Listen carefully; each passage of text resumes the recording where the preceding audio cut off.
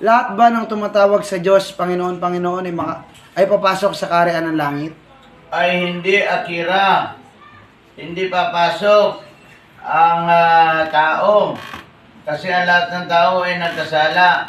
Ang papasok sa langit, yung mga taong nagsisi. Basahin natin sa Mateo chapter 7, verse 21 to 23.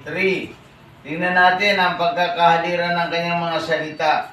Tingnan natin kung kanino ba ito tinutukoy. Kasi mahirap ang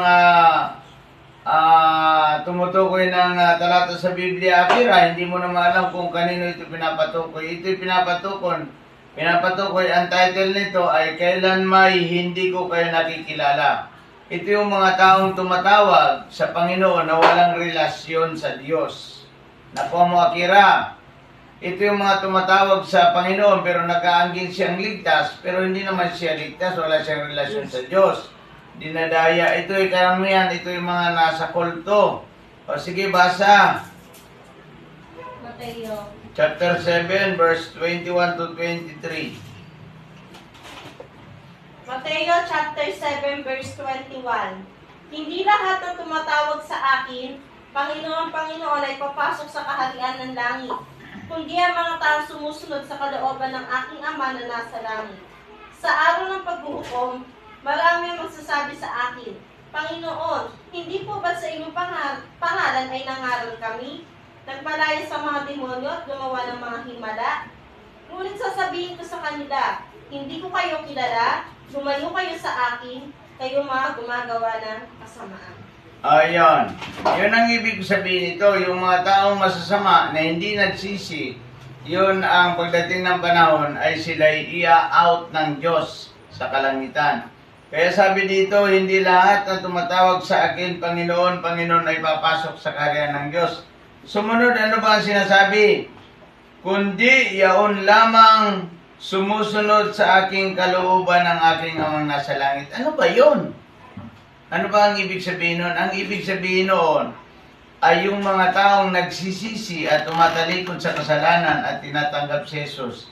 Yun lamang ang kilala ng Panginoong Jesucristo. Akira, huwag kang padadaya sa mga reliyong nagsasabi na ligtas ka dito sa aking reliyon. Hindi yan totoo.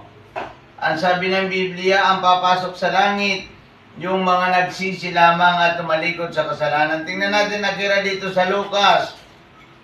Para patunayan ko sa iyo, yung mga nagsisisi lamang ang papasok sa langit. Lucas chapter 15, verse 10.